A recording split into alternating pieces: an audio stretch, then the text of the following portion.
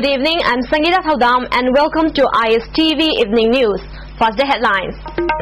People across the state observe Cherawa Festival. Fire Service Day observed in the state. And strong quake kills 300, destroys homes on Tibet Plateau. Now the news in details. People across the state today observe Cherawa Festival. The festival, which is also known as Charak Puja, is observed to mark the traditional new year of the people who followed Hinduism of the state. Each Hindu family offered a feast to the Almighty and the ancestors before having their first meal of the new year. State Governor Gurbachan Jagat and Chief Minister Akram Ibobi wished the people of the state on the occasion. Governor Gurbachan Jagat in his message said the Cherawa, which is a socio-religious festival of the people of Manipur, marked the arrival of a new year. He said, when we celebrate the new year, we should work unitedly for the development of the state.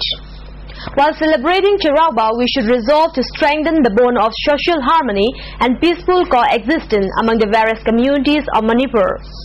Chief Minister Akram Ibobi in his message said, with the coming of Cherawa, people of Manipur will renew their strength to work unitedly for unity and peaceful coexistence amongst all sections and people of the state.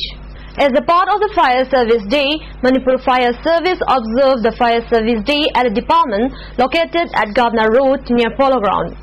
The program, which starts since morning, highlighted the value and importance of the fire department as it needs to be aware by the people of our state.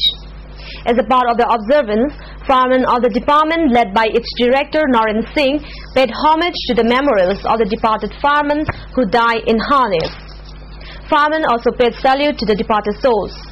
A magnitude of 6.9 earthquake on Wednesday killed about 300 people in the mountainous Tibetan Plateau in southwest China and left more than 8,000 injured as houses, schools and offices collapsed. A series of quakes and aftershocks caused slow brick buildings in the Qinghai province's ethnically Tibetan Yushu county to the collapse, residents and state media said. Troops have been dispatched to the area. About 300 had been killed in the county seat, also known as Jeku, state television said, citing the Deputy Secretary General of the Yushu government, Huang Limin. Jinhua reported that the early morning quake had caused some schools and part of the government office building to cave in. Some vocational school students and primary school students were trapped in the rubble, it said. Although residents said students at some school have been able to flee to the playgrounds. The quake was centered in the mountains that divide Qinghai province from the Tibet Autonomous Region. Moram youths of Wilong village in Senapati celebrating the Golden Jubilee function of the Moram Students Union enjoyed catching of fish in traditional style at Barak River. The fishing event, which was participated by the villagers of Wilong, began early on Tuesday morning. Chief of the Wilong village, speaking to media, said the celebration of the traditional wave fishing in festive mood has been performing in the village every year during the month of March and April. On the first day of the festival, villagers collected poisonous substances from the forest. On the second day, they put the poisonous substances in the river. Then, on the third day, they went to the river and collected the fish that were killed by the poisonous substances. A 3-day seminar on the roles of Muslim religious leaders in fighting HIV and AIDS was begun today at Hata Kolhapati. The seminar, which is being organized by Federation of Madrasas Manipur, was attended by Amin Shah, President of the Federation Maulana Yusuf Ahmad, and Maulana Abdul Hamid as Chief Guest, President and Guest of Honors respectively. Muslim leaders who spoke on the occasion stressed the importance of fighting HIV and AIDS. They said, if one follows the teaching of Allah, there is no way that HIV and AIDS can penetrate through the society. Maulana Abdul Hamid said, such a meeting of the Muslim leaders is the need of the hour. Muhammad Amit Shah, speaking on the occasion, said 30% of the people of the state living with HIV are Muslims.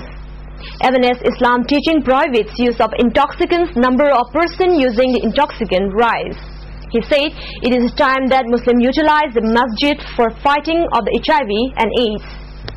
2 persons were killed in an explosion at Sekta Awanglekai on Tuesday evening.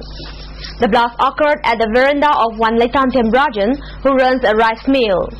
Police sources speculated that one of the persons killed on the spot might be a member of the KCP. Another person identified as Yendrembam Momocha of Sekta Wanglekai, who suffered injuries, succumbed at RIMS Hospital. He is also suspected to be a sympathizer of the armed group. None of the family members of Laitantem Rajan suffered injury, as they were reportedly at a place attending a religious event when the blast took place. All India Tribal Students Association Delhi flayed MLAs of the Hill District constituency for misappropriation of the developmental funds. President of the association K. Zhou, speaking to media persons on Tuesday, said the 20 MLAs of the Hill District constituencies have been shattering the rights of the Hill people.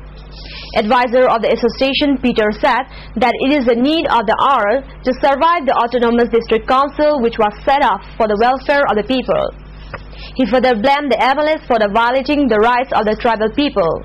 People's faith in traditional deities still runs high through their blood, even as governments seem careless in perseverance of chastity in the state. The temple of Yangthang Lairembi, where thousands of devotees turn up every year, where tourists from outside the state are attracted, has been left in its own for the construction of its temple. Yangthang Lairembi Seva Samiti has finally decided to hold a lottery for the construction of the temple. Chairperson of the Imphal Municipal Council R.K. Ranisna today joined a ritual ceremony held at the Yangthang Lairembi temple for launching of the lottery. At least 31 people are reported to have died in a storm that hit Raiganj in West Bengal's North Dinapur district on Wednesday morning. There are reports that over 100 people have been injured by the storm and more than 50,000 houses have collapsed on impact. Northwesters are storms that hit Assam and West Bengal regularly during the spring season. 4 people are reported to have died after a stampede broke out during a procession at the Mahakumbh's Juna Akhada here on Wednesday morning. It has been reported that the stampede took place following a brawl between the priests and the devotees over the removal of a vehicle. There are reports that 2 women devotees have died out of the total 4 people, and several others have been injured in the stampede that took place on the last day of the Sahi Snan. Sources said the Juna Akhada, Ahavan Akhada and Agni Akhada will not participate in the Sahi Snan following the incident. Countdown began today for the first flight testing of indigenous cryogenic engine on homegrown rocket GSLV-3, the success of which would take India into the elite club of spacefaring nations with such capabilities. For the first time, India would be using indigenously built cryogenic steel and engine technology, which is crucial to put communication satellites weighing more than 2 tons into geosynchronous transfer orbit (GTO). The Indian Space Research Organization GSLV-3 would put in GTO the country's latest communication satellite. The 2,220 kg GSAT-4 satellite has a 7-year mission life. The 29-hour countdown began at 11:27 am. The 50-meter tall GSLV-3 with GSAT-4 is scheduled to blast off from the Satish Dhawan Space Center at 4:27 p.m. tomorrow.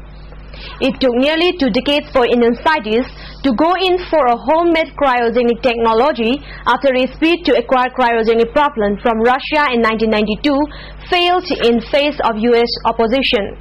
Well, that's all we have for today, but before we end, the headlines once again. People across the state observe Cherawa Festival. Fire Service Day observed in the state. And strong crack kills 300, destroys homes on Tibet Plateau. Thank you for being with us. Good night.